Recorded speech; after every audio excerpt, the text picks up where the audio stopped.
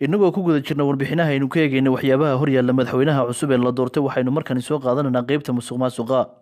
waa waxyaabaha burburiya dhismaha dowladnimo ee qaranku leeyahay isla markaasina uu nidaamkaasi dhexdiisa ka dhaco hanaan qaloocan oo shakhsiyaad gaar ah ay ku urursadaan hantida ay ummaddu leedahay waxaana inta badan xukuumadda xilka wareejinaysa lagu eedeyn jiray inuu ka dhex jiro musuqmaasuq xoogan isla markaasina aanay haba yaraatee wax shaqo ah aanay qaban jirin hanti dhowrka guud ee qaranka iyo guddiga madaxweyne Filayaa magacaabay bilowga muddaxileedkiisa balse iyaguna noqday kuwa aan wax shaqo ah haynin waxaana madaxweynaha la doortay ee Soomaaliland haatan hor yaalla tallaabooyinka togan ee uu ka qaadi karo musuqmaasuqa ka jira isla markaasina waxa la eegi doonaa bal doorka uu qaato hanti dhowrka guud ee qaranku ku dhaqanka sharciga jiritaanka nidaamka dowladnimo iyo in la helo cadaalad waxa keeni kara in la xoojiyo ku dhaqanka shuruucda iyo dastuurka u yaala bulshada Soomaaliland kaas oo ku hanuunin kara inay bulshada u sinaato wax wada qaybsiga ama base ciqaabta uu marinayo dastuurku qofka mas'uulka iyo qofka shacabka ee caadiga waxaana Soomaaliland haatan ka jira baalmaris lagu sameeyay sharciga iyo kala dambeynta dowladnimo iyo shakhsiyaad aalaba ku tagrifala awoodda dowladeed ama mas'uuliyadda ay u hayaan bulshada waxa uu xukunku qabtaa qofka shacabka ee caadiga balse waxa mar walba cadaalad darro tirsada qofkaasi shacabka ku dhaqanka sharciga iyo inay jirto cadaalad u dhaxaysa mas'uulka iyo qofka shacabka waxay ka mid tahay qodobada kale ee bulshada u baahan tahay waana kuwa kale oo hor yaalla madaxweynaha la doortay inuu dareen ka yeesho xaaladaasi cadaaladeed waxaana inta badan jira murano sharci oo ka dhaca dalka balse kuwaas oo ku qeexan dastuurka iyo shuruucda kale ee dalka uu leeyahay isla markaasina aan la fulinin waxaana inta badan laga doorbidaa xeer jajab taasoo inta badan aanay jirin awood adag oo adeegsan kara madaxweynuhu haddii ay jirtana aanu adeegsan waana waxyaabaha u baahan inuu ku talagalo madaxweynaha la doortay aqoonsiga iyo wadahadallada Soomaaliland iyo Soomaaliya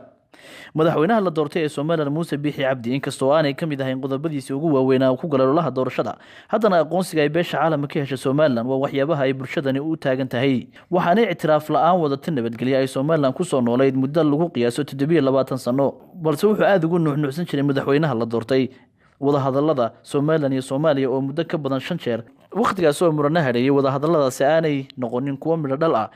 haddaba Muuse bixi cabdi madaxweynaha la doortay ee Soomaaliland waxa looga fadhiyaa inuu dardar geliyo wadahadallada u dhaxeeya Soomaaliland iyo Soomaaliya iyo doorka la taaban karo ee uu ka qaadan karo waxyaabihii uu soo dagaalamay hirgelinta saami qaybsiga golaha wakiilada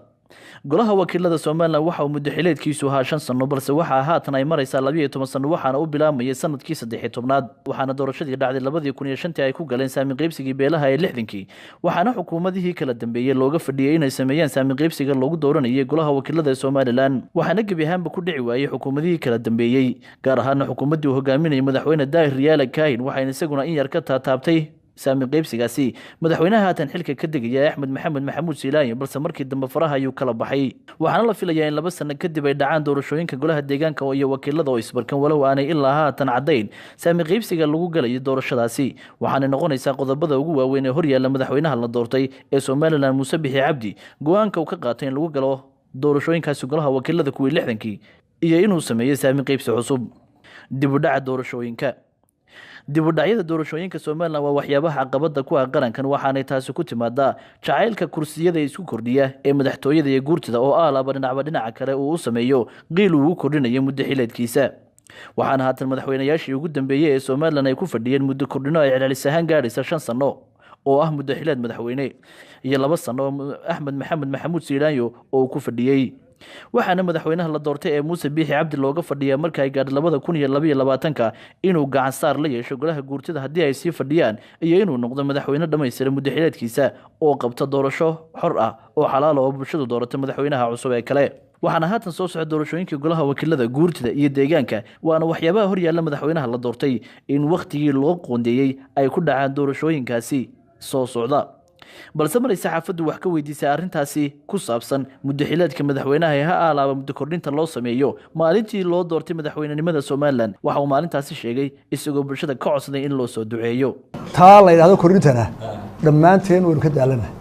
waxaad ugu soo ducaysaa inaan muddo kordhin keenin anay imkaaniyadeeda kuma jirto qaybaha kale ee ka haray waxyaabaha hor yaalla madaxweynaha la doortay waxaad kala socon doontaan habeen dambe